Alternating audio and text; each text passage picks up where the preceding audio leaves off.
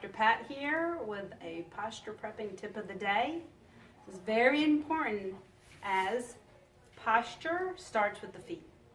And we're always concerned about the comfort of our feet, our horse's feet, and mobility.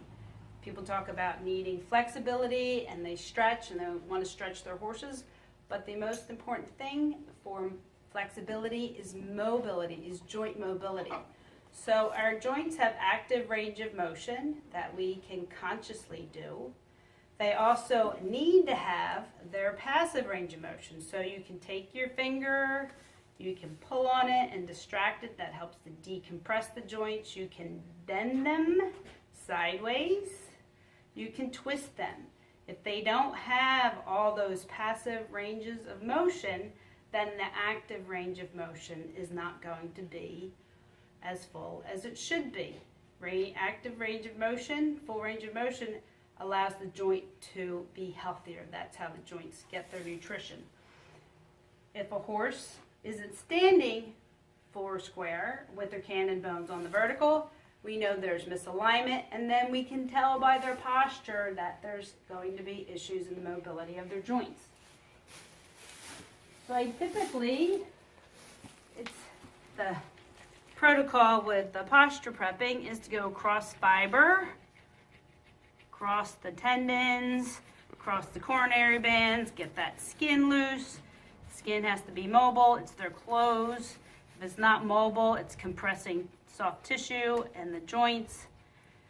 So we improve that skin mobility, which is beautiful on her. And through here, across her fetlocks, down into her pastern joint, which is in here, and then around her coronary bands. They're a little bit tight through there.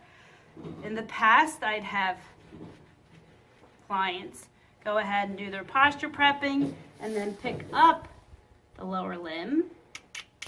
Good girl, I know. She's like, I'm resting my hind foot. Good girl. And then mobilize the joints.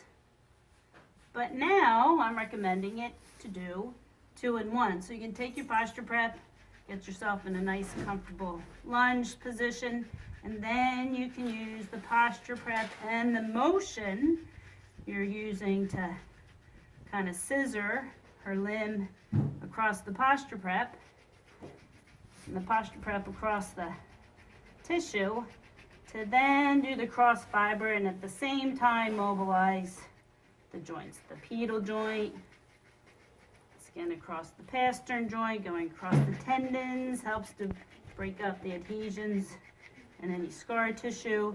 Got sesamoid bones back here. They work like pulleys, kind of like your kneecaps. If your kneecaps are tight, you're not going to bend your knees. If they're tight in their sesamoids, they're not going to be able to flex and shock absorb through their pastern joint. Fetlock joint. So this is a quick and easy way to get your posture prepping done and joint mobilization. So that's a little introduction to joint mobilization.